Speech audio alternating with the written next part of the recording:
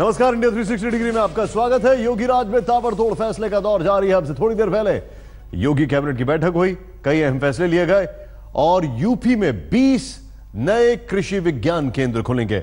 ये केंद्र Indian council of agricultural research खोल रहा है। केंद्र सरकार इन केंद्रों के लिए साइंटिस्ट देगी। आईसीएआर खोलेगी 20 नए कृषि विज्ञान केंद्र। कैबिनेट ने गोरखपुर हवाई अड्डे का नाम बदलकर महायोगी गोरखनाथ करने का फैसला किया है। आगरा एयरपोर्ट का नाम बदलकर दीनदयाल उपाध्याय एयरपोर्ट कर दिया गया है। विजय राजे सिंधिया के नाम पर बनी फिल्म को टैक्स फ्री करने का भी फैसला किया गया है। ये सारे अभी प्रस्ताव हैं। हम लोग 18 से 20 घंटे कार्य करने के लिए आए हैं। जो 18 से 20 घंटे हम लोगों के साथ काम कर सकते हैं वही यहां रहे, अन्यथा लोग अपना रास्ता तैयार कर लो। यूपी को बदल देने का दावा करने वाले योगी आदित्यनाथ एक्शन में हैं। सरकार का पहला महीना पूरा होने का खास मौका आया तो योगी ने नई आचार संहिता जारी कर दी। माननीय मुख्यमंत्री जी का यह निर्णय निश्चित तौर से बहुत ही स्वागत योग्य है और सराहनीय है और पूरा मंत्रिमंडल तो इसका पालन करेगा ही और आने वाले समय में जो संबंधित विभागों के अधिकारी हैं उनके लिए भी इसी प्रकार के निर्देश दिए गए हैं, क्योंकि हम भ्रष्टाचार मुक्त उत्तर प्रदेश चाहते हैं। यह आचार संहिता उन मंत्रियों के लिए है जिनकी साख सीधे सीधे सरकार की साख से जुड़ी है। ताजा हिदायत यह है कि योगी के मंत्री महंगे तोहफे नहीं लेंगे। 5000 से ज्यादा का गिफ्ट सरकारी खजाने में जमा करेंगे। मंत्री महंगे होटल की जगह सर्किट हाउस में रुकेंगे। महंगी दावत और दिखावे से बचेंगे। मंत्री के रिश्तेदार ठेके, सप्लाई और पट्टे से दूर रहेंगे। कारोबार और आमदनी की पूरी डिटेल देंगे। सोने चांदी का ब्यौरा भी देना होगा। किसी कंपनी में पार्टनरशिप है तो इसकी जानकारी भी देंगे। माननीय मुख्यमंत्री जी ने कहा है कि आप लोग पढ़े और इसको पालन भी करिए, जिसमें जो आपने बिंदु बताया ठेके से या किसी के घर पे जाने के लिए या कहीं सार्वजनिक कार्यक्रम में कोई गिफ्ट लेना, वो सारे बिंदु उसमें है। योगी आदित्यनाथ ने ब्यूरोक्रेसी को भी साफ सुथरा करने के लिए अभियान तेज कर रखा है। नौकरशाहों के तबादले की दूसरी किश्त जारी कर दी गई है। 41 आईएएस अफसरों को योगी सरकार ने एक ही झटके में इधर से उधर कर दिया। बुधवार को 20 आईएएस अफसरों के तबादले हुए थे, यानी कि योगी सरकार का सफाई अभियान अभी जारी है। योगी सरकार का मानना है कि मंत्रियों के लिए आचरण संहिता यानी मॉरल कोड ऑफ कंडक्ट बनाकर वो एक नजीर पेश कर रहे हैं और अब ये मंत्रियों के बाद अफसरों पर भी लागू होगा, जिसमें मंत्री और अफसर न तो महंगे गिफ्ट ले पाएंगे और न ही बड़े होटलों में रुक पाएंगे। उन्हें सरकारी भवनों में ही रुकना होगा। अब देखना यह है कि योगी सरकार का असर अफसर और मंत्रियों पर कितना पड़ता है। कैमरामैन हरीश कांडपाल के साथ कुमार अभिषेक, लखनऊ, आज तक। योगी एक्शन में तो है तो उनके मंत्री भी एक्शन में हैं। योगी के मंत्रियों का छापामार अभियान जारी है। छापेमारी की ताजी तस्वीरें आई हैं बलिया से, जहां गेहूं खरीद केंद्र पर मंत्री जी की दबिश से खलबली मच गई।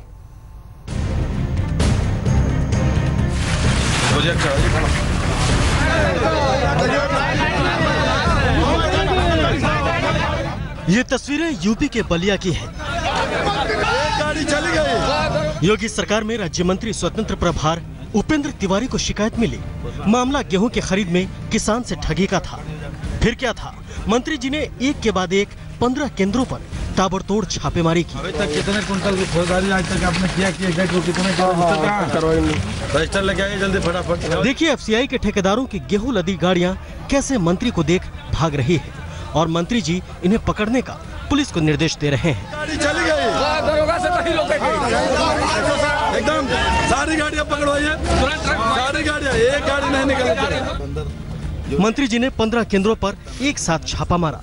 3 खरीद केंद्र बंद मिले तो वहीं कई जगह किसानों से अवैध वसूली का मामला सामने आया है। मंत्री जी ने खुद किसानों को गेहूं का वजन कराया तो वजन भी सीमा से कम था।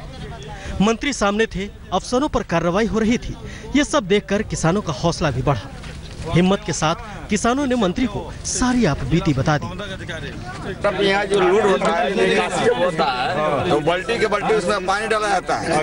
निकासी ट्रक यहाँ पर खड़ा जाता है और यह कल से और से गड़ा सा पानी लेकर जो उस पर बोरी पर गिराया जाता है। आखिर क्या हो जाए, गिराया जाता है। किसानों के दर्द और डिपार्टमेंट में हो रही धांधली के बाद मंत्री जी ने अधिकारियों की जमकर खबर ली और कार्रवाई के निर्देश दिए। किसानों के गेहूं क्रय केंद्रों का हम लोगों ने औचक निरीक्षण किया, जिसमें मात्र 2 क्रय केंद्र ठीक ढंग से संचालित होते हुए नजर आए।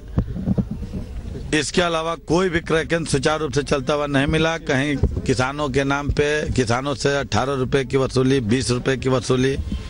योगी के मंत्री ऑन स्पॉट धांधली पकड़ रहे हैं, लोगों की समस्याएं सुन रहे हैं। इनसे कम से कम अफसरों पर असर होगा, सिस्टम रास्ते पर आएगा। अनिल अकेला, बलिया, आज तक। दिल्ली के सियासी गलियारे से लेकर टीवी स्टूडियो में जिस ट्रिपल तलाक पर बहस छिड़ी है, उसकी शिकार हुई गोंडा की एक महिला। जिला अदालत के कैंपस में ही पति ने 3 बार तलाक देकर रफू चक्कर हो गया।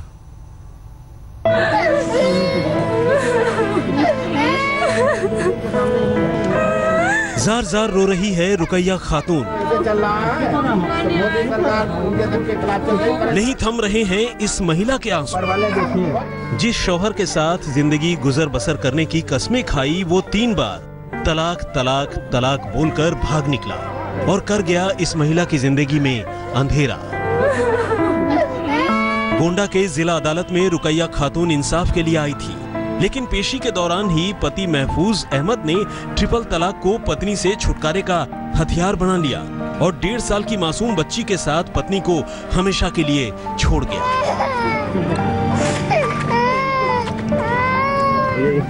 आज गुजारा का मेरा पेशी था, फिर मेरे पति और मेरे ससुर मुझे लाके यहाँ पे और 3 बार तलाक तलाक तलाक कहकर मुझे यहाँ छोड़ के चले गए। फैमिली कोर्ट पे लिख के दिया कि मैं तुम्हें तलाक दे रहा हूँ, तलाक दे रहा हूँ, तलाक दे रहा हूँ। यही कि 3 बार कहने से तलाक हो गया। मेरी तो जिंदगी बर्बाद हो गई, मुझे न्याय चाहिए।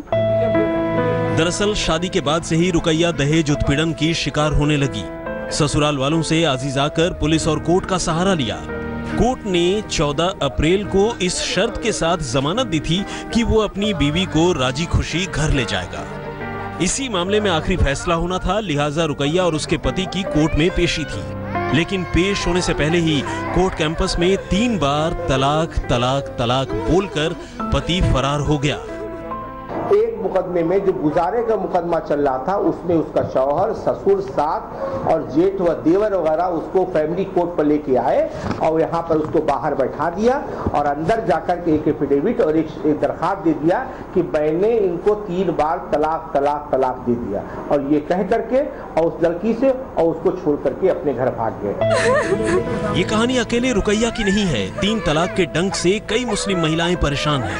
3 तलाक पर एक तरफ मुस्लिम पर्सनल लॉ बोर्ड जहां अड़ा हुआ है, वहीं पीड़ित महिलाएं 3 तलाक पर हमेशा हमेशा के लिए फुल स्टॉप लगाना चाहती हैं। आंचल श्रीवास्तव, गोंडा, आज तक। देश को 9,000 करोड़ की चपत लगाने वाले विजय माल्या आज भारत की पकड़ में आते आते रह गए। भारत की प्रत्यर्पण अर्जी पर लंदन की अदालत ने माल्या को तलब किया। पुलिस ने माल्या को हिरासत में लिया, लेकिन कोर्ट ने जमानत दे दी। माल्या फिलहाल बच गया है, लेकिन आजादी के दिन लदने वाले हैं।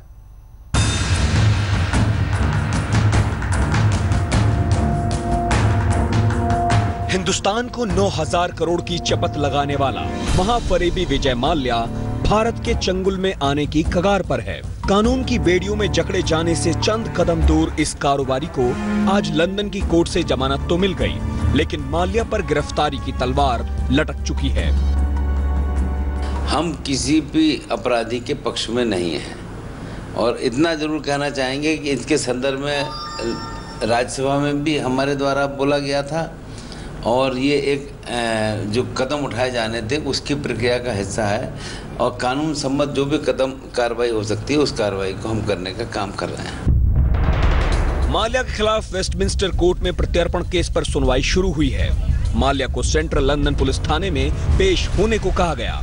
पुलिस ने माल्या को हिरासत में लेकर कोर्ट में पेश किया। वेस्टमिंस्टर कोर्ट ने सुनवाई के बाद माल्या को जमानत दे दी। भारत सरकार यूके से माल्या के प्रत्यर्पण का आग्रह कर चुकी है।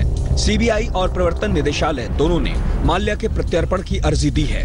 भारत और ब्रिटेन के बीच साझा कानूनी सहयोग संधि MLAT है। आपसी प्रत्यर्पण संधि के तहत ही भारत माल्या की वापसी की कोशिशों में लगा है। माल्या को दबोचे जाने की खबर मिलते ही भारत के सियासी हलकों में जबरदस्त प्रतिक्रियाएं शुरू हो गईं। प्रधानमंत्री मोदी ने माल्या के भारत वापसी का वादा किया था। मोदी के मंत्री माल्या की गिरफ्तारी को बड़ी कामयाबी बताने लगे।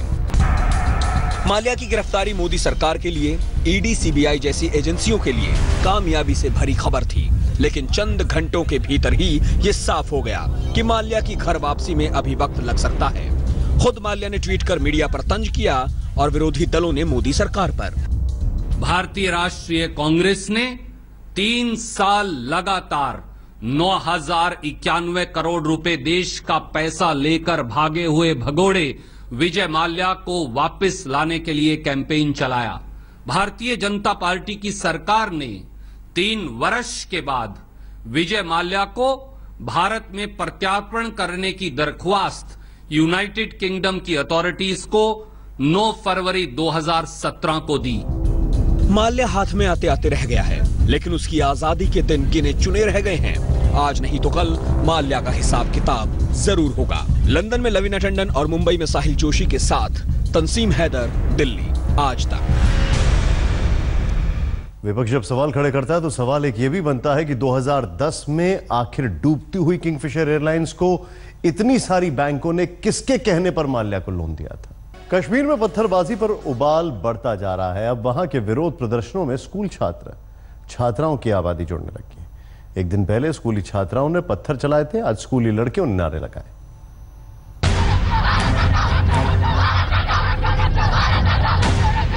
कश्मीर की घाटी में अमन चैन कितनी तेजी से हाथों से फिसल रहा है, इसकी बानगी आपके सामने है। ये श्रीनगर की छात्राएं हैं जिनका गुस्सा पुलिस पर उतरा है।